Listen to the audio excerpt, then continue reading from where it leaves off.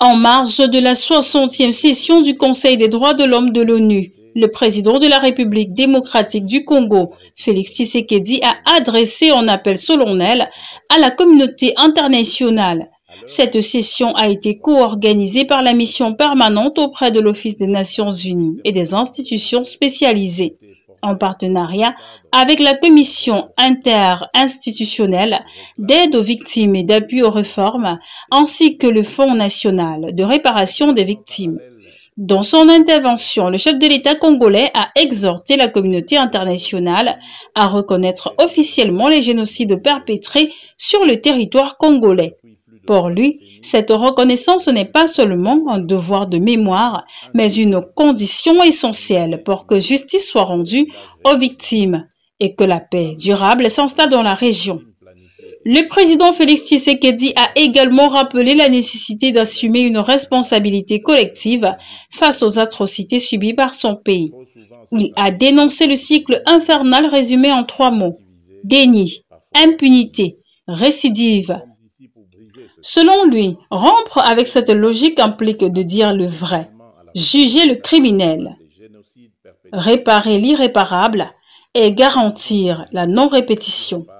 Ainsi, il a insisté sur le fait que la justice traditionnelle doit être accompagnée de mesures concrètes de réparation en faveur des victimes. À ses yeux, cette démarche redonnera confiance aux populations meurtries et renforcera la cohésion nationale. Il a souligné que l'avenir du Congo dépend aussi de la capacité de la communauté internationale à reconnaître la gravité de ces crimes. Son Excellence Félix Tshisekedi a réaffirmé la détermination de son gouvernement à poursuivre la lutte pour la vérité et la justice malgré les obstacles. Excellences, Mesdames et Messieurs, honorables invités, chers partenaires et amis de la République démocratique du Congo, mes très chers compatriotes, à l'heure où le Conseil des droits de l'homme tient sa 60e session, la République démocratique du Congo a souhaité porter dans ce cadre la voix d'un peuple meurtri qui réclame vérité et justice. Cet événement parallèle n'est pas un rituel protocolaire de plus. C'est un espace de parole utile pour éclairer les consciences et mobiliser les volontés.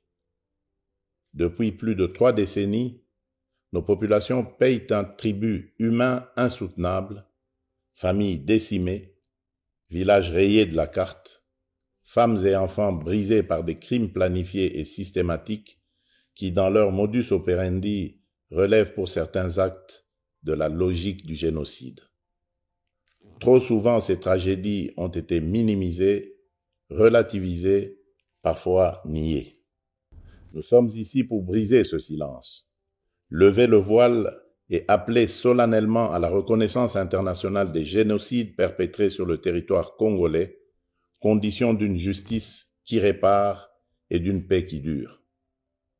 Notre plaidoyer se fonde sur des assises juridiques incontestables et sur un corpus de rapports concordants, nationaux et internationaux, qui documentent l'ampleur, la systématicité et l'intention criminelle de ces atrocités. Il ne s'agit pas d'émotion, mais de droit.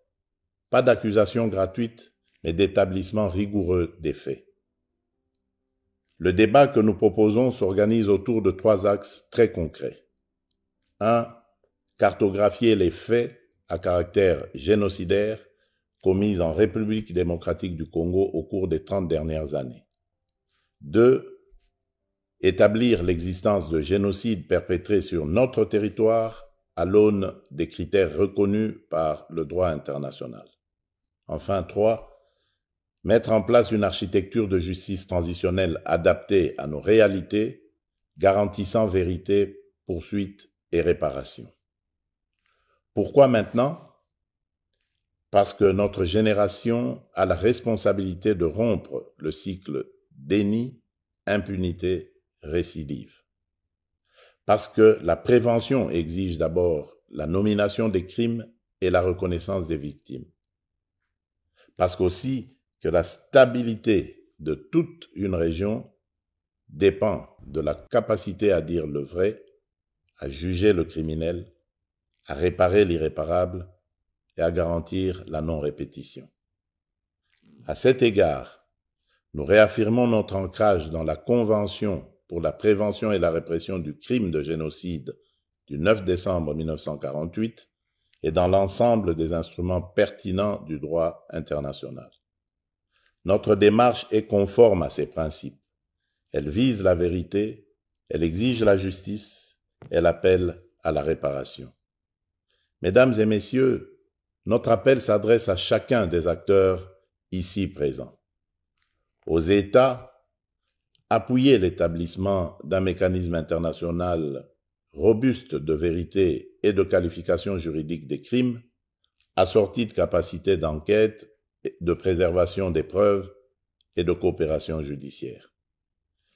Aux organes des Nations Unies et aux organisations régionales, conjuguez vos efforts pour garantir la protection des civils aujourd'hui, la justice pour les victimes hier et des garanties crédibles de non-répétition demain.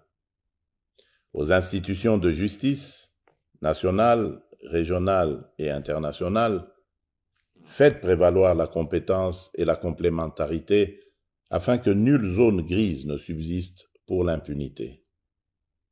À la société civile, aux survivantes et aux chercheurs, votre travail de documentation, de mémoire et d'accompagnement est la clé qui ouvre la porte de la reconnaissance et de la réparation. Nous vous rendons hommage. Ce combat n'est dirigé contre aucune communauté. Il est mené pour l'humanité. Reconnaître un génocide, c'est protéger l'avenir en refusant l'oubli et le relativisme.